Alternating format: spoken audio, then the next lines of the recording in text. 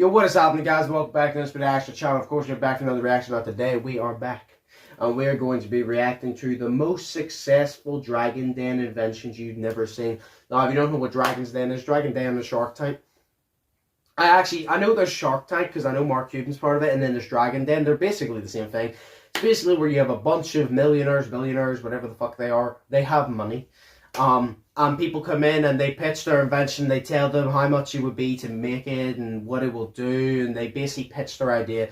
And the millionaires, the rich people, have a chance to basically invest into that and make that invention come to life with getting obviously a little bit of the profits to negotiate a little bit. It is an interesting show, but these are the best inventions that have never been seen. So maybe they were good pitches, but none of them invested, or maybe they just never made it to TV, I don't know, but that's what we're going to be checking out today. But of course, before we get into it, as always, hope you all have an amazing day. If you're not, switch that shit the fuck around, still have an amazing day. Always try to spread positive vibes, entertain, have fun on this channel, that's what it's all about. It's all about the fun and the vibes. But now, I want to see the best inventions that have never been seen. So, hello everyone, let's see if they're actually that good. Awesome today. Well, the most successful, sorry. Channel.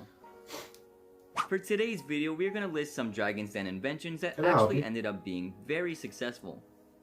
So sit back, relax. You said you've never seen. Without further ado, let's get right into this content, guys. ITeddy.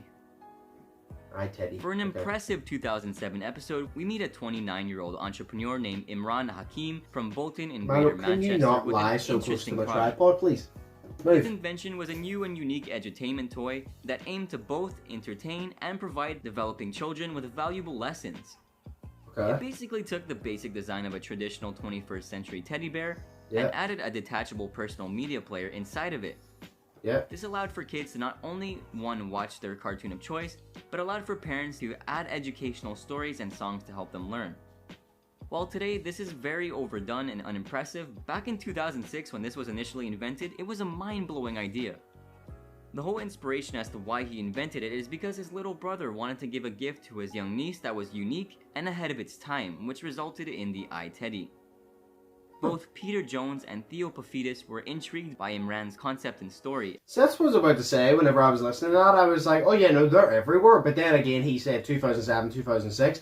I'm like, yeah, no, that's actually a good point. Because like back then, that wasn't the thing. I don't think. It wasn't a big thing. I don't fucking know. But obviously that's normal to us now. It's like the shit that's normal to us now was massive then. The things that are like massive now to us in the future, they'll be like say, like, I don't know, say the type of spaceships we build, like NASA, or like the cars Elon Musk builds and shit. In like 50 years, they're going to look at that and be like, a child could build that type shit, because they'll have all different other shit. I'd like to think, actually, they would have all different shit invented, you know what I mean?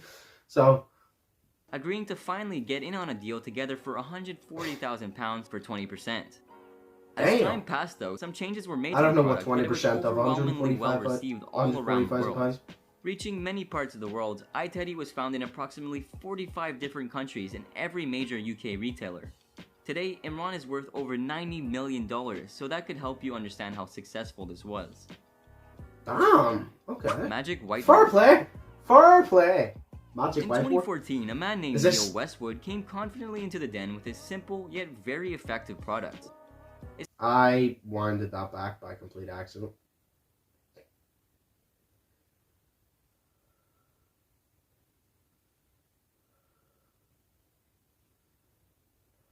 Right, 148. Neil Westwood came into the den with this simple yet very effective product. Essentially, he invented a whiteboard that was naturally adhesive, made out of something similar to plastic wrap. Having the important foundation of his business down, what he was truly seeking was money to market his product to the public. Often though, it's like walking on eggshells when you ask the panelists to spill some dough for marketing, because it can cost a lot depending on the nature of the product. Though Deborah Meaden and Theo Paphitis surprisingly pulled through, investing £100,000 into the business.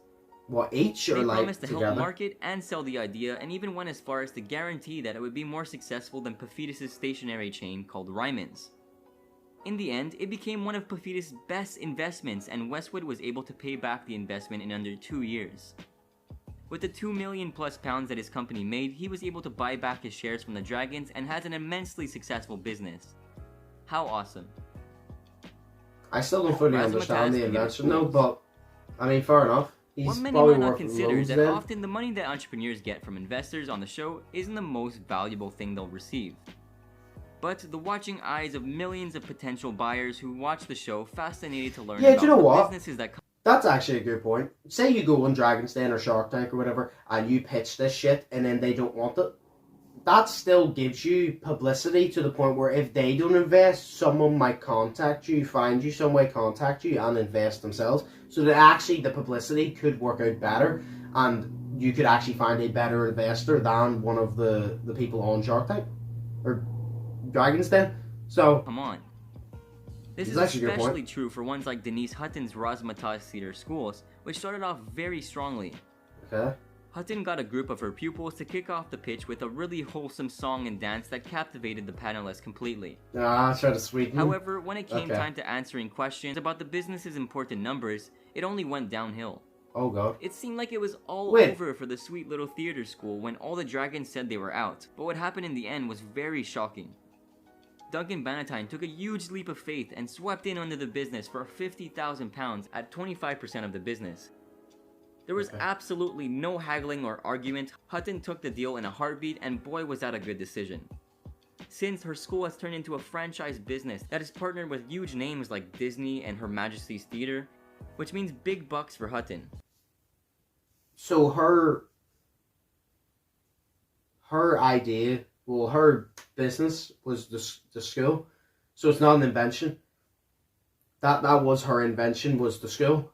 Because I was thinking, I was like, when are they going to tell us when the invention's coming? I thought those kids were just there from like a school that she was trying to get this invention to go off, and like the kids were kind of like, I don't know, was kind of pushing the school or some shit. So like the school was like the actual invention, I guess.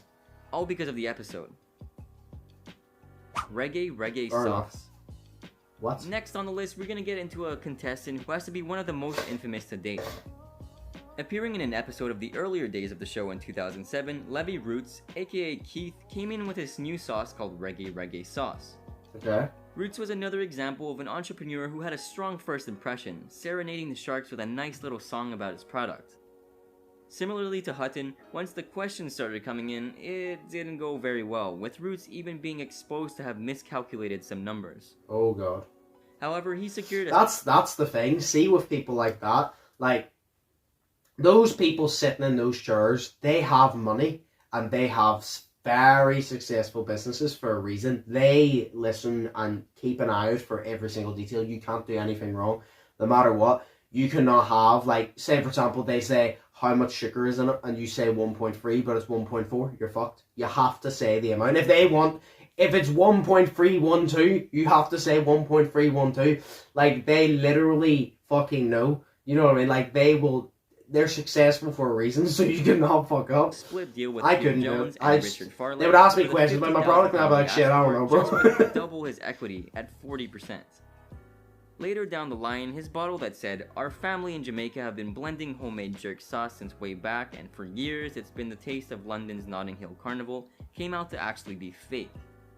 Roots made millions off of this sauce, but ended up being sued by his ex-business partner for £600,000. During the proceedings, there were a lot of things that were exposed, facts that were shocking to everyone. The whole sentence on the back of the bottle I just read was a complete marketing ploy, and his ex-partner actually is the one who made the sauce. He was also exposed for gang history, which is... I'm sorry, right. The most successful Dragon Den inventions you've never seen. I get it.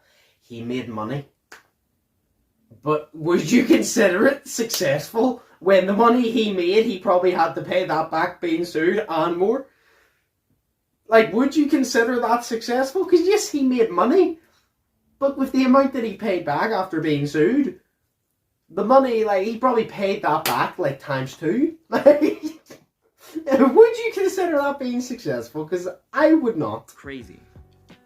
Like, Magic Wand. He also had a gang history too, so that's great. It'd be fantastic to be able to use magic like Harry Potter and control things with a wand at will. It would. Well, Chris Bernardo's Magic Wand makes that dream somewhat of a reality by allowing you to control your TV and other devices with simple gestures.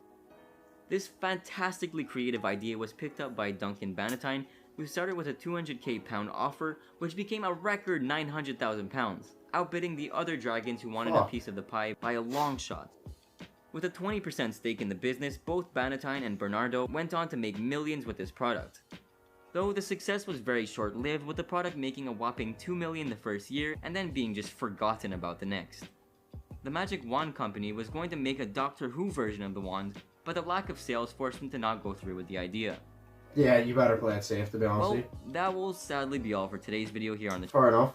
So it's literally just like a little Harry Potter wand that you can control your TV with? It's kind of sick. Isn't it, Milo? It's kind of sick, isn't it? He's just started me, isn't it? Okay. Anyway, no, I don't know if I would consider that sauce one successful, because like I said, yeah, he made money, but then he had to, you know, pay a lot back. I don't know. I feel like the Teddy one at the start, that was actually a very good one. Like, obviously that's normal to us now, but that's actually one of the ones that you look at it and you're like, oh, it's like not that big of a deal, it's just a teddy bear that speaks. But back then, like, that was very fucking good. Think of how common that is now. If it's common now, that's the reason that it was so big. It was clearly a good idea if it's so common, you know what I mean? So, fair enough. I mean, people out here getting their peas. Fair enough, you gotta rate it. But hey, I enjoyed that. Hope you enjoyed this. If you did, smash the like button, smash the subscribe button if you haven't yet already. As always, hope you all are feeling positive and test negative. Hope you all have an amazing day. Keep suggesting videos, and I'm gonna keep reacting to them, whether they're music videos or normal videos, that don't matter. Click the first link in the description, post the video in there, and I will react to it. But of course, like I said, have an amazing day, stay safe, and I will see you in the next one. So, peace!